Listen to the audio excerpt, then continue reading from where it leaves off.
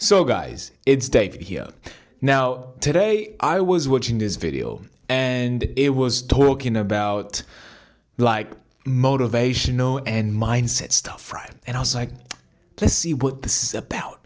And although that person, let's just call him Jeff, right? I was talking about his whole little story and he was using and a lot and I was getting triggered, right? So I did not expect much information or value I could get from this.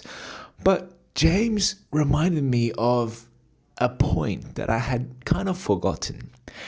And that is, people don't always think the same. That majority of the people think differently to a successful person. And I guess this is why when you start your journey of self-improvement, it can feel very lonely. Because you start to think about something different. You start to think about concepts, worldview, and beliefs far beyond the majority. Which is why you become someone at the end of the day. Because you, in a way, free your mind from what the world had propaganded people to think and believe. And I want to say this was a wonderful revelation or a reminder to me again because I always had a trouble of watching TV. It was a trouble because I associated watching TV as something so normal. Everyone else watches TV. Nobody gets rebuked for it. Nobody gets, criticized for it. And the harm it does to you is really not conspicuous. For example, if you take drugs, you drink alcohol, you do all these very harmful activities, the effect and negative impact it has on your physical and psyche is prominent. You can tell it right away. But with TV, it's like, sure, you watch it, your brain gets a bit distracted, you feel like a loser. But that is really all how you choose to talk to yourself after you have done it, right? Same as fapping. You fap, yes, you lose energy. You may feel a little bit demotivated. But at the end of the day, you feel like that. It's not because having a wank just depletes you, but rather doing that and in the context of which you are doing it at and the way you choose to view yourself afterwards, that truly affects the aftermath of how you feel. But quitting TV was always a difficult trouble for me because quite frankly, guys, that is my vice of choice. It is the vice that brings me comfort and it's the vice that I see no harm in to considering moderation. But moderation was never how I choose to do it. So thinking about this made me realize that I choose to hold on the belief that watching TV is okay simply because majority are still thinking like that. And I don't want to be like the majority because I want to be special. I want to have freedom. I want to live without the need to worry about how much money I have for groceries next month. To have the financial resources to date and bring my dates to these amazing places and create these wonderful experiences. Money is going to give you the resource to allow you to do these things. But if I keep on thinking like the majority and think that everything's okay, then shit, guys, I ain't gonna get shit happening. So, to have this revelation to me made me just become more clear that I cannot hold on to certain beliefs and certain worldview simply because this was conditioned by the people around me, by society, that it is okay. I have to understand what is okay for me in accordance to the goals and life purpose I want to accomplish. Sometimes these are called sacrifices you have to make. And you just simply have to be disciplined enough to say, yes, this is what I want and fully commit.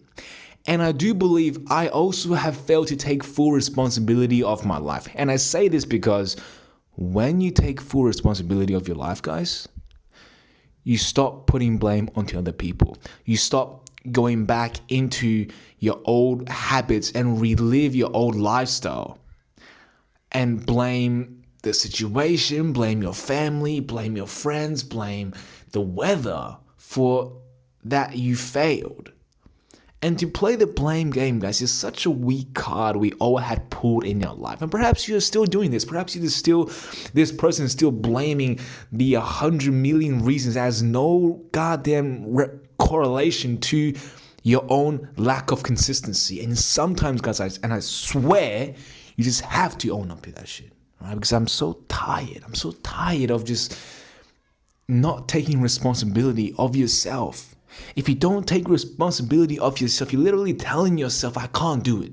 I can't do it. And I'm just too weak and too vulnerable to accept that I am a failure. If you cannot do that, then you'll find nothing that you can improve on.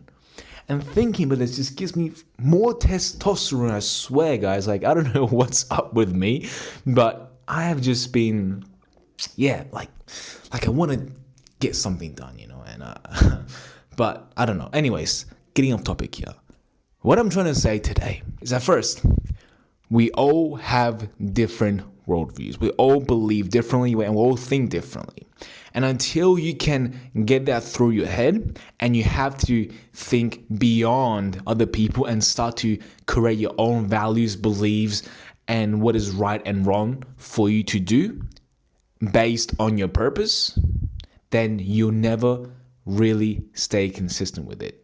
And second of all, take responsibility. And I mean take responsibility is that even though when you make a mistake, you made the mistake once again because you actually have not fully taken responsibility of your life. Because you would say to yourself, and like I had before, when you made a similar mistake, you will start to blame someone else, right? You'll start to blame someone else. And although you may not want to, it is a automatic habit you had learned over the years. So if you pay attention to when you do relapse, when you do self-sabotage, you will first think of someone to take the fall for your actions. And if this is the case, then you have not fully taken responsibility. In other words, you have not fully committed to your life. So these two things are very important. If you choose to destroy your old lifestyle and make a new and more meaningful life, create a lifestyle and be someone who's deserving of greatness, who's deserving of riches. Because if you choose to remain the same, then none of the above that I have mentioned will fall on your lap. Like, you may have a better chance doing the lottery, but then again, guys, the bottom line is if you don't change, then you will continue on and experience the same results. But with that being said, I hope you guys stay mad, right? Stay angry, have that drive, right? Get your test up, go to the gym, stay lean, and just get big as fuck.